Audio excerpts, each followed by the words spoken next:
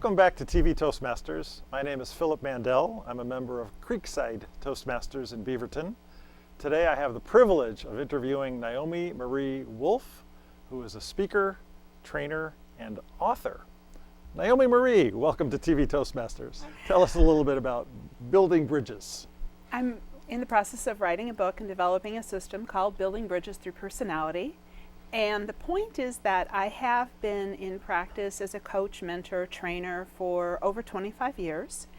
And through this time, I have found that so many of the personality typing systems and so many of the tools out there are about somebody from outside of you coming and telling you who you are or what to do.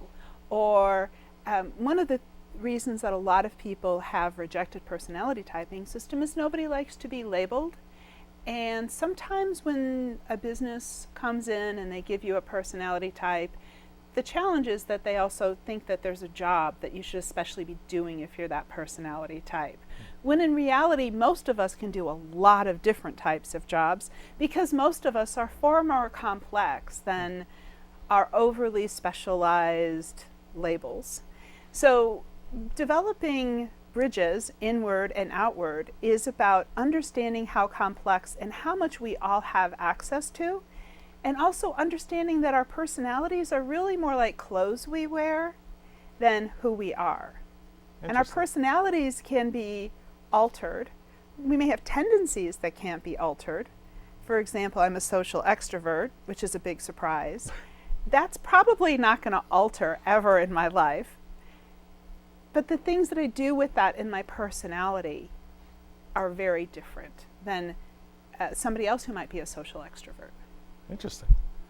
Well, I know you do some speaking, and you have a story about the first time you spoke, and I think there was a famous actor involved in black and white TV. Yes. So when I was very young, my first crush was Yul Brynner in The 10 Commandments. I didn't even know what a crush was, but I had one. And we still had a black and white TV. And I know some people, we also had a phone with a cord. But so long story short, I get to my junior year in high school. I'm president of the drama club. And Sister Agnes comes in and she says she's going to get to go down and sit with her friend Yul Brynner and have dinner and watch him perform for his 5,000th performance of The King and I at the Goodman Theater, and I lost my tiny little mind. And I promised to be quiet if she took me. We both knew it was a lie, but I could make a promise, right? And so she said, I'll ask him for a message for you. So the message she brought back was, Yul Brynner still gets nervous before he goes on stage. It just means you're alive. Wow. And I have taken that with me into so many things in my life. It's okay to be nervous. It's okay. Just jump in and do what your heart tells you to do. And the second story that is in tandem with that is I went to Catholic school, and back then girls were just starting to find a place to express themselves in the church. And I said, I want to be a priest. And girls aren't priests. And then they said, well, girls could be nuns. And they said poverty, chastity, and obedience. And I'm pretty sure that those don't fit. I know the obedience part doesn't. And so I kept asking and basically pestering until I was like, you have to let me do something. And so I said, well, okay, girls can read. And I got up, and if Jim Hamilton from St. Benedict's School is out there somewhere, he was kind enough to coach me and to teach me how to get up there and read. And so my very first public speaking was in front of about 800 people at church. And I was in about 6th grade. Wow. And I've never really had that fear. I do get nervous, but I've never had that fear because if you're speaking from the soul and then you're talking to other people's souls, it's just exciting. Nice. Yeah. Oh, that's a beautiful story. Back to bridges and the theme or thesis of your book. Just give our viewers a little more sense of what that's like. Okay. So building bridges between personalities. The goal is to help us to make connections. I use the term bridges because I'm kind of an architectural geek, and if you look at everything that makes architecture works, it's a type of bridge. If you look at what makes great cities work, it's bridges. If you look at everything that's changed our lives, there's bridges involved. And here we are in Bridgetown, Portland, And here we are in Oregon. Bridgetown, and I'm from Chicago, which is full of bridges. Uh-huh. So this idea of bridges is both external and internal. Bridges between our head and heart, bridges between our heart and our body, bridges between our body and our place on this earth, bridges between each other. Connections. Bridges is another word for connections.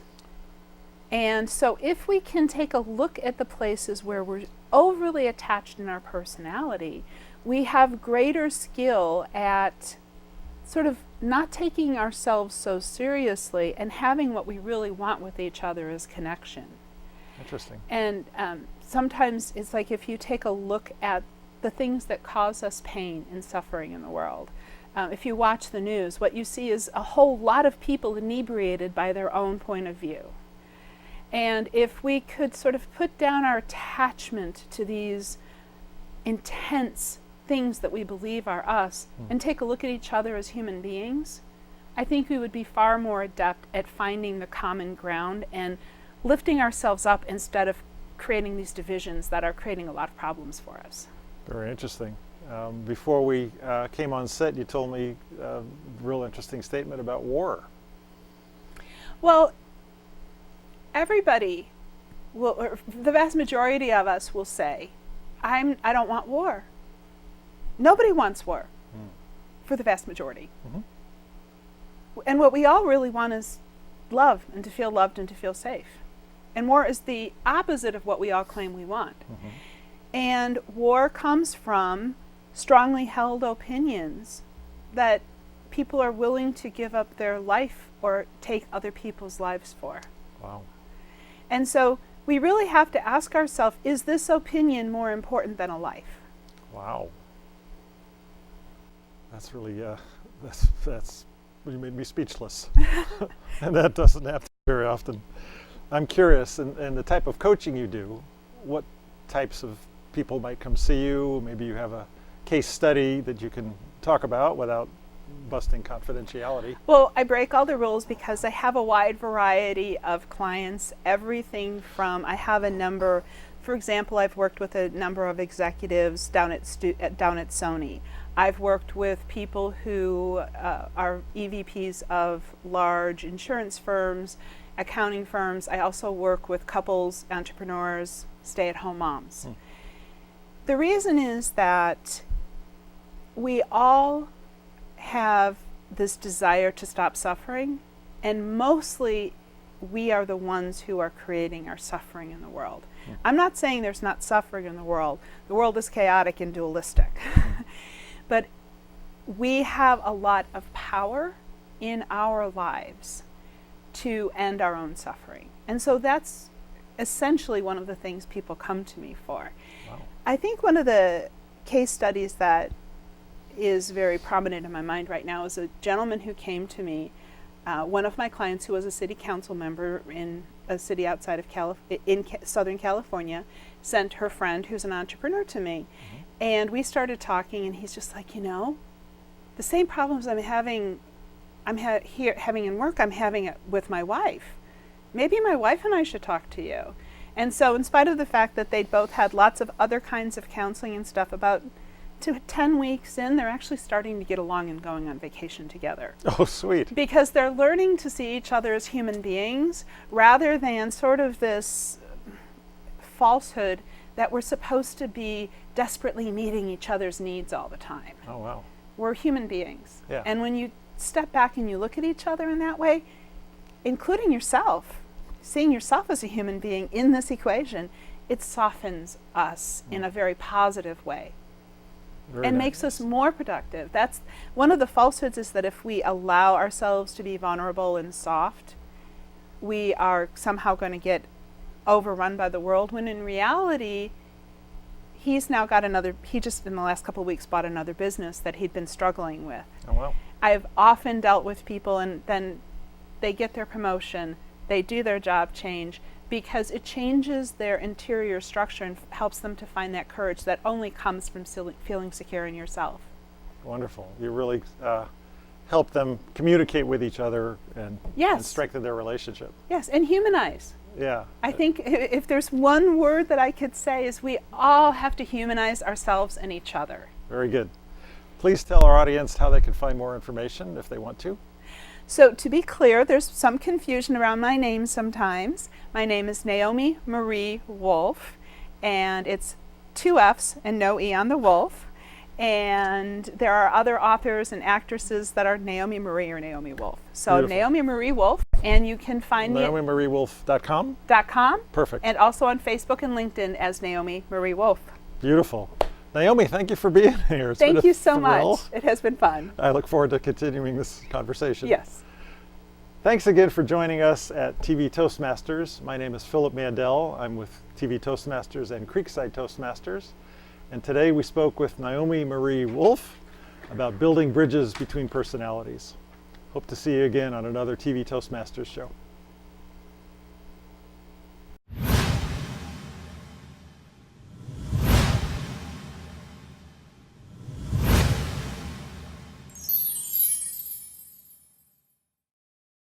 I joined Toastmasters to improve my speaking, listening, communication, and leadership skills. Toastmasters gave me incredible confidence. Confidence, Confidence, Great listening skills. poise, great leadership skills. Leadership skills. the ability to speak in public, Strength. A captive audience. quality feedback from the more experienced Toastmasters. Toastmasters really helped me improve my listening skills. Sales skills. Opportunities to go to different groups and widen my whole horizon. Toastmasters has given me a more focused me, and I'm a much better listener. Toastmasters is fulfilling. It's a great place to fail your way to success. Wonderful way to meet people. Networking. Strength. It's addictive. It's a club of self-improvement. It's an experience, it's a ride that you won't forget, and you'll enjoy it every step of the way. Toastmasters helped me land a kick-butt job. I sang at one of my table topic speeches, and people liked it and applauded. My business is doing great, and I'm very, very grateful to Toastmasters. It's been a great experience for me. Thank you, Toastmasters. Thank you, Toastmasters. Thank you, Toastmasters, for giving me so much confidence. Thank you, Toastmasters, for everything.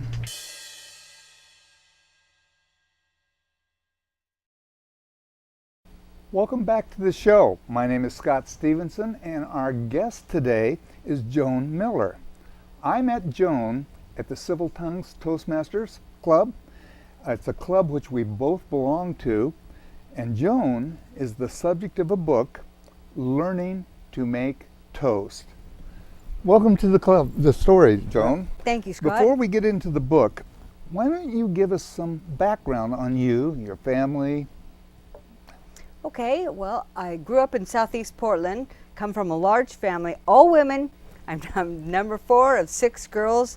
We still get together and celebrate all the holidays together, even though they have their own families. And the sisters get together at least twice a year for coffee to discuss, get caught up on everything, and then to discuss any events that are coming up. Very nice. I love stories about strong families. Sounds like you have one. Joan, you're married, and in this book we're going to be talking about, your husband is mentioned quite often. Tell us a little bit about John. Good subject. John is my rock. I met him many years ago at a wholesale optical lab, and he was very quiet, which intrigued me because I'm not a quiet person, so I was bound and determined to get him to talk. I did, and we became very good friends, ultimately fell in love, and we've been married for 25 years now. Mm-hmm. He's my calm when I'm chaotic, and my absolute logic when I'm a little bit disorganized. We're a good pairing. Good pairings are very, very important, especially in a story like yours. Absolutely. Let's talk a little bit about the book. It's biographical. You're the subject of the book, and it details what you've been through in your recovery from a terrible ordeal. Tell us what happened. In a nutshell, John and I were in Ogden, Utah on June 12, 1999, and we were rear-ended by a hit-and-run drunk driver. Then we were spinning the car out of control. Then we were broadsided on the passenger side, which happened to the side I was sitting on. My head slammed against the passenger window and broke my skull in 24 pieces. Those pieces then went into my brain, some of them sticking in there and some of them carving out chunks of brain matter. I underwent emergency brain surgery for hours, was diagnosed with a severe traumatic brain injury and given a 3% chance to live. I spent 4 days in a medically induced coma and 2 weeks in ICU. When I came out of my coma, I woke up to a world I no longer recognized, and I had no idea where I was. I lost 6 years of my calendar life and 42 years of emotional memory. For my emotional memory, I'll give you an example. John's on my wedding day was just a party in my parents' backyard. And our honeymoon was just a week at the beach. Nothing more, nothing less. I was 42 years old and thought I was 36 and had to relearn how to walk, talk, swallow, feed, and bathe myself, all while experiencing constant double, sometimes triple, and sometimes quadruple vision. I had to relearn the names of all my family members, including my husband and our dog. It took years of physical, cognitive, vision, and occupational therapy just to help me get back on my feet again. Wow. Yeah, it was quite an endeavor. A never-ending journey. Exactly. Well, you've told us a little bit about your traumatic brain injury. Can you widen the scope a little bit and share your insights on traumatic brain injury, what it is, what it means? Sure, traumatic brain injury. One thing people should know too, a concussion is a traumatic brain injury. It's a mild traumatic brain injury. There's traumatic brain injury, which is a jolt to the head or a blow to the head, and it could be closed head or open head, but like with a concussion, that's closed head. And it results in the brain shaking, and that's where the injury comes in. Wow. There's also the acquired brain injury, which is stroke and a brain bleed, but there's many different types of brain injury. They all need to be addressed properly, diagnosed properly, and taken care of properly. And soon. And very soon, soon after, right. The quicker the better. The quicker the better, that's exactly right. Joan, I can't imagine what you've gone through to get to this place in your journey.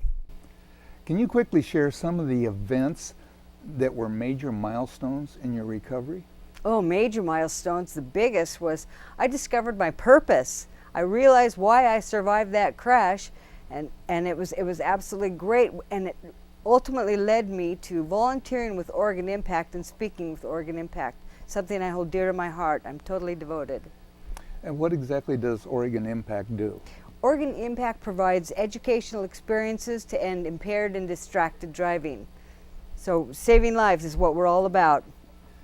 And that organization, does it reach out to different groups? Exactly how do they get their message out other than you? Well, I speak on a victims impact panel through Oregon Impact in Clackamas County to an audience made up of DUI offenders, and we also go into the schools with Oregon Impact where we get invited to many schools where we can share our message of good choices before you get behind the wheel of a car. And also, I also speak about brain injury to these audiences too, to the students, but the more important thing is good choices. Good choices are extremely important in everything that we do. Absolutely. And thank you for doing that. In your recovery process, it's taken years because this accident happened in 1999, June 12th. 1999. So we are looking at your 19th year of recovery. So this has been a very, very long journey. And in the book, you detail a lot of the front end things that you went through. But since you've been discharged and a lot of your aftercare has gone away, what do you focus on now to help you get even further in your recovery? Making a change in someone's life, opening up people's eyes to how they should take care of themselves. If they bump their head, maybe see stars, so to speak, you need to see a doctor. If your child keeps falling down and you keep forgetting where you put your keys, I mean, these are little microcosms or chasms or whatever that word is of things that you need to pay attention in your life. And most important, make good choices when you're behind the wheel. No more texting and driving. No more, put your phone down. And obviously, don't get in the car after you've been drinking, and don't get into a car when someone's been drinking and wants. Clearly, very important words. Absolutely. So Joan, I know personally that you belong to Civil Tongues Toastmasters. What has Toastmasters and that club in particular done to help you with your recovery? That club is so great. I love the people in that club. They've helped me so much. I have so different audiences, different age groups, different messages that I need to get in front of these people with, and Civil Tongues, the members of Civil Tongues have helped me tailor my presentation so that I'm more effective to each audience with what I'm saying. Well, I have seen your progress just through that one club. I saw when you came into the club, I saw it when you gave your first speech, you're very nervous. Right now you're a very polished speaker.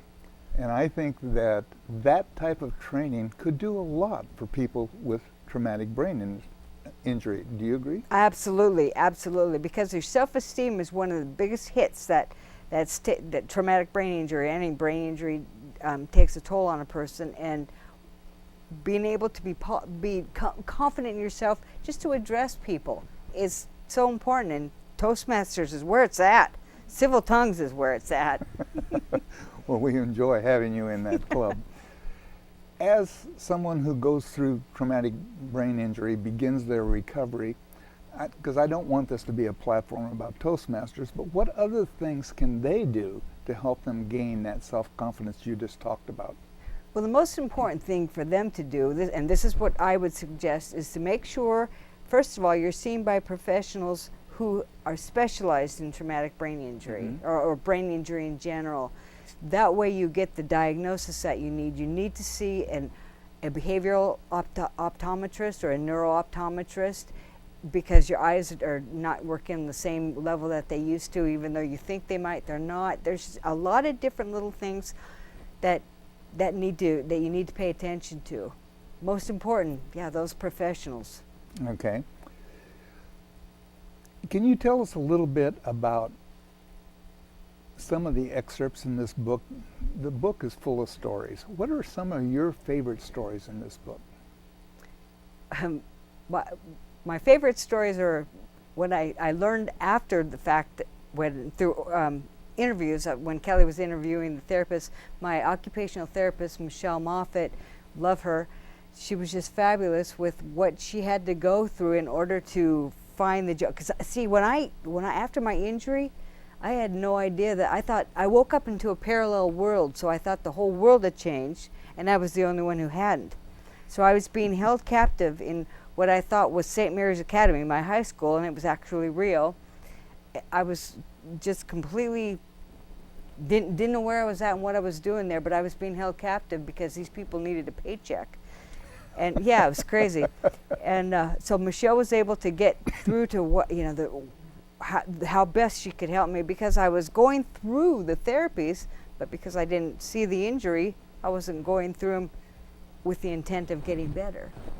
Well, that is good information. Of course, anybody who has TB, I probably wouldn't remember that story. But, well, we'll revisit that with them later on. Good point. But can you tell us a little bit about how we can find this book?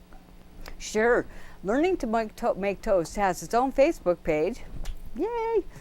And you can, and it's available at Amazon or at Book Locker. But go to the Facebook page. You can leave a message and all kinds of fun stuff. All right, there you go. If anybody in the audience wants to contact you for more information on you or the book, how would they go about getting hold of you? Well, I have a website. You can go to joanwins.com. I also have a Facebook page, Joan Miller, and you can get a hold of me through there. Either way. Also, I can go back to Learning to Make Toast. You can get a hold of me through there, or the author, Kelly M. Sharp. Leave messages and we will return your calls. All right. Joan, I want to thank you for taking the time to share your story with us and your amazing journey in the book, Learning to Make Toast, which can be found on Amazon. Joan and I both belong to Civil Tongues Toastmasters, which meets every Wednesday in the Portland State Office Building in Portland. We love to have guests. Stop by and check us out. We'd love to have you see what we do.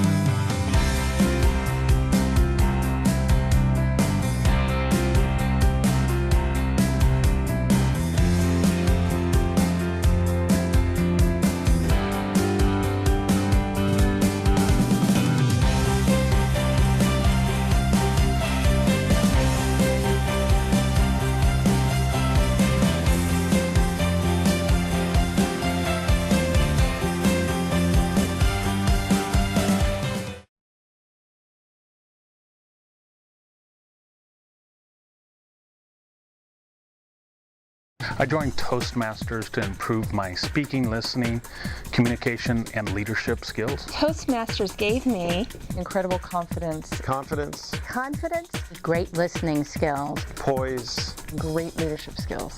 leadership skills, the ability to speak in public, strength, A captive audience. quality feedback from the more experienced Toastmasters, Toastmasters really helped me improve my listening skills. sales skills, Opportunities to go to different groups and widen my whole horizon. Toastmasters has given me a more focused me, and I'm a much better listener. Toastmasters is fulfilling. a great place to fail your way to success. wonderful way to meet people, Networking, strength, It's addictive. it's a club of self-improvement. It's an experience, it's a ride that you won't forget, and you'll enjoy it every step of the way. Toastmasters helped me land a kick-butt job. I sang at one of my table topic speeches, and people liked it and applauded. My business is doing great, and I'm very, very grateful to Toastmasters. It's been a great experience for me. Thank you, Toastmasters. Thank you, Toastmasters. Thank you, Toastmasters, for giving me so much confidence. thank you Toastmasters for everything.